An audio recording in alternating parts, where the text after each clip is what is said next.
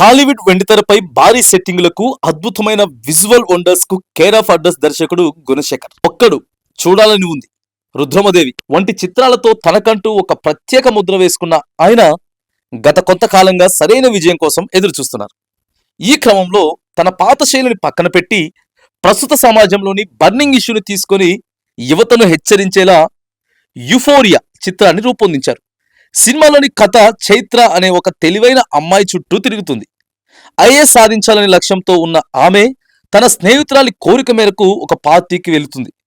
అక్కడ వికాస్ అతని స్నేహితుల పరిచయం ఆమె జీవితాన్ని ఊహించని మలుపు తిప్పింది.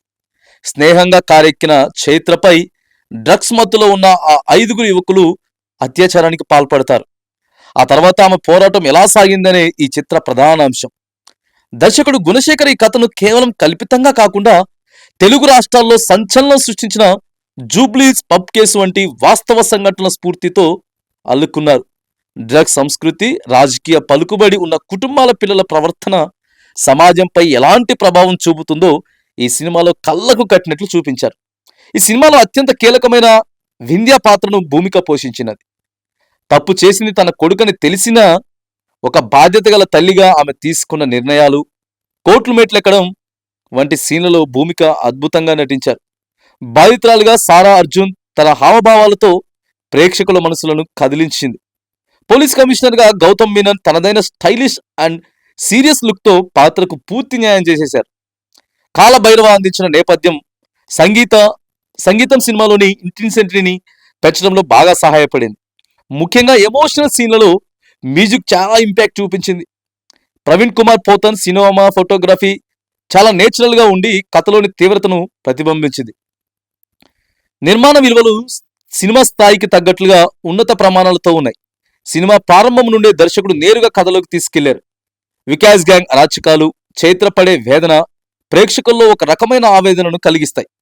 ముఖ్యంగా విరామ సన్నివేశాల్లో పోక్సో చట్టం గురించి, దాని పవర్ గురించి చూపించిన తీరు బాగుంది. ఇన్వెస్టిగేషన్ సాగే విధానం ప్రథమార్థంలో ఆసక్తికరంగా సాగుతుంది. రెండో సగం విషయానికి వస్తే కథ కాస్త నెమ్మదించినట్లు అనిపిస్తుంది. ఇన్వెస్టిగేషన్ డీటెయిల్స్, సాక్ష్యాల సేకరణ మీద ఎక్కువ సమయం కేటాయించడం వల్ల డ్రామా పడాల్సిన చోట కొంత సాగతీతగా అనిపిస్తుంది. తప్పు చేసిన కొడుకును మార్చుకోవాలని తల్లి పడే తపన బాగున్నా ఆ ప్రయాణం ప్రేక్షకులకు పూర్తిగా కనెక్ట్ అయ్యేలా మలచడంలో దర్శకుడు కొంత తడబడ్డారు. మొత్తానికి యూఫోరియా కేవలం ఒక సినిమా మాత్రమే కాదు, ఇది నేటి యువతకు ఒక హెచ్చరిక, తల్లిదండ్రులకు ఒక పాఠం.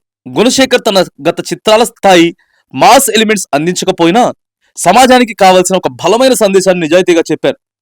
ఒక బలమైన సందేశాన్ని నిజంగా చెప్తూ యువత తప్పుడు మార్గంలో వెళ్తే పర్యవసనాలు ఎంత దారుణంగా ఉంటాయో ఈ చిత్రం స్పష్టం చేస్తోంది.